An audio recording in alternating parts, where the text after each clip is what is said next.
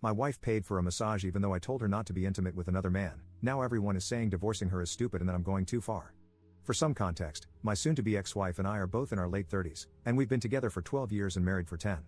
We don't smash anymore, and I'd say our bedroom life is the equivalent of a barren wasteland. It was completely dry for 6 months before I filed for divorce, and it was on life support for 5 to 6 years before that. We both wanted to be younger parents and wanted 2 kids, and we conceived our daughter almost immediately after getting married. When she was 6 months old, we started trying to have the second child. It never happened. After 3 years, we started seeing fertility specialists and found out we both have pretty serious reproductive issues. The doctor told us our daughter was nothing short of a miracle and said it was against all odds that we not only conceived but carried to term. It was after this that our bedroom life began to seriously decline. Initially, I thought it was just the pain of finding out and knowing we wouldn't be able to afford the fertility options, and figured it would get better over time. It never did, it only got worse. 5 years ago, I would say we smashed 15 to 20 times that year. In 2023, we smashed 3 times. I have tried everything to improve this, spicing things up, talking, suggesting counseling. I more than pull my weight around the house. We both work and work basically the same hours. I'm telling you this because the usual stuff I read on Reddit about how the wife does it all is not even close to true. Over time, I have grown more and more resentful. The thing that makes me the most resentful is that she knows I have a high bedroom drive and just doesn't care. I, on the other hand, know she loves to be massaged and never withhold that from her. I probably massage her around 325 times a year. Almost every night, I will massage her calves, shins, ankles, and feet. 4 to 5 nights a month, I will go big and give her a full body massage. I noticed that giving these extensive massages was the best way to lead to smashing. I did them more often a few years ago, but not as much now. The success rate was never that great, maybe 20% of the time, but in the last 2 years, we are definitely in the single digits. When we hit the 4-month mark of absolutely no smashing, I decided I wasn't going to massage her ever again. It only took 3 days for her to notice, and she asked me to. I told her no, and I got angry. I said, "Why should I, when you don't give a damn about what I want?" Obviously, not my finest moment, and a huge argument followed.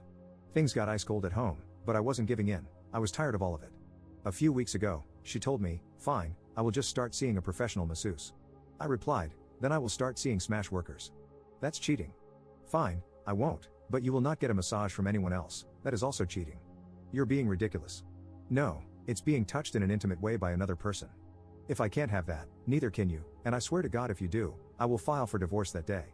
The following weekend, she went to get her nails done. I knew how long it takes for her to get her nails done. She came back almost an hour and a half later than I expected. She didn't say anything, she just acted normal. I checked her credit card app on my phone, and sure enough, there was a $95 charge to the massage therapist in the same strip mall as the nail salon. I lost it, and when I did, so did she. I think we both let out years of frustration on each other. True to my word, though, I called a divorce lawyer on Monday. The only part that upset me was when my lawyer said, based on these circumstances, I couldn't list infidelity as the reason for divorce and had to go with irreconcilable differences. Anyway, she has been telling people we are divorcing because she got a massage. Since then, I have had a number of family members and friends call me and say I'm a jerk. Some of them, even when I tell them my real reasons, still think I'm a jerk and that my reasons aren't good enough. Personally, I think getting a massage when told not to is plenty of reasoning. Personal note, I reread this, and I know it comes off angry. But I am angry at myself for wasting so many years. But I'm also angry because this was just the ultimate screw you. She just went and did it anyway and didn't even try to hide it. Literally went to the same place next to the nail salon and used her credit card, which I pay, like I wasn't going to see the charge. Edit. Most of you are correct, this isn't about a massage. I could honestly care less about the massage. That was simply what I fixated on after I finally broke. Now, to those who like to ride the assumption train or, for some reason, just create your own narrative based on who knows what, I did not just massage my wife to smash. I did this for her nearly 300 times a year, nearly our entire relationship. I did it back when we used to smash 10 to 15 times a month, back when it still felt like we loved each other, back when she would put in effort in our relationship. The full massages just became the only way to get the chance of smashing above zero. The small leg ones were never escalated by me and were far more common. Since most people bashing me decided to skim over or ignore the short, vague list of all I tried over the years, here's a more comprehensive account: date nights, weekend vacations, love letters, and even long conversations where I laid out all my feelings. I'll give her credit, she never did promise to do better, just told me she understands where I'm coming from. Guess I should have understood then that meant she didn't care. I also suggested counseling 5 times, and I even booked us once and ended up going to the first 2 sessions by myself. When she said she was too busy to go to the third, I just canceled and never went back. Yes, the day-to-day routine stuff is pretty balanced, as far as housework and careers go, and I think we are both great parents.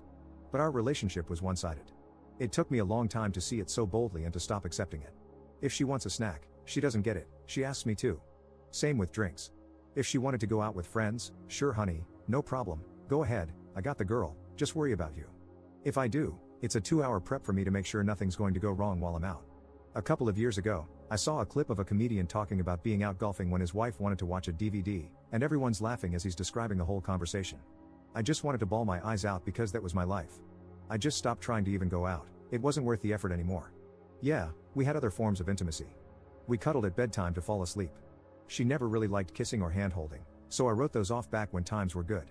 So I had cuddling, and on the very rare occasion, smashing to look forward to. Now let's flip this over. Besides the near daily massages, it's also pretty common for me to brush her hair, she likes that and will ask for it, then painting her toenails a few times, and back scratching is also pretty common, oh, and usually, I draw her a bath after she works out. Does that count as intimacy, or is that just more of only doing things to please her? I guess I am the jerk. I'm the jerk to myself for putting up with this for so long. And I get it, you're all right, we both have unprocessed trauma from having our dreams dashed, but I didn't quit. I honestly didn't berate her emotionally because of this. I knew she was having a hard time. Yeah, I let my frustrations or disappointment show sometimes, but I didn't get angry. Not until now, not until I had that bad day, and she said, well, tomorrow will be better. Can you massage me? The sick thing is, I felt totally dismissed and still did it anyway. After, I was so angry I just decided I'm never rubbing her again. And I've been angry ever since. Even now typing this has put me in a full rage. No, I really don't give a damn about the massage. It was just the final screw you of our marriage. Update 1. While this is not official by any means at this point, I'll take it as a positive. My soon-to-be ex asked me to meet yesterday to hash out some details of the divorce, and it was actually pretty productive. We agreed on a 50-50 custody arrangement, basically week there, week here, and it becomes 2 weeks during summer break. We each keep our own retirements, splitting the savings 60-40 in her favor, and we each keep our primary vehicle. I made a huge concession on the house, it was my idea. I want our child to grow up in that house.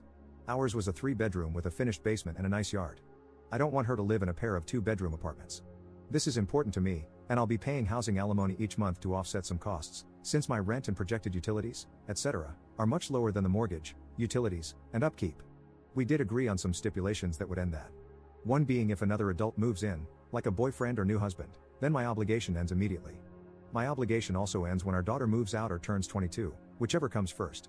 There are a bunch of different scenarios we talked about in terms of splitting the house if she wishes to sell it. I won't bore you with all of that, but basically, as long as I continue to make the alimony payment, I'll get 40% at the time of sale or a buyout. I'm turning all this over to my lawyer this week, and he will write it up and send it to her lawyer.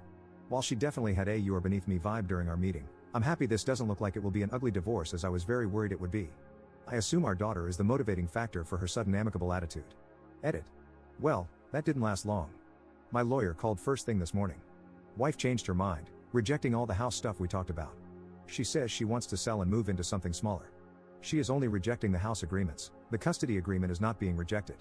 I told my lawyer, fine, I'm done. Then I gave him the offer from my side, 50-50 custody, 50-50 split of house sale. I'll still go 60-40 on savings. I know some of you say this is dumb and unfair, but I have my reasons, and they all revolve around our daughter. I'm actually fine with this, not even upset that she wasted 4 hours of our time on Saturday. Just ready to be done. After my initial tirade, I have really come into a good place.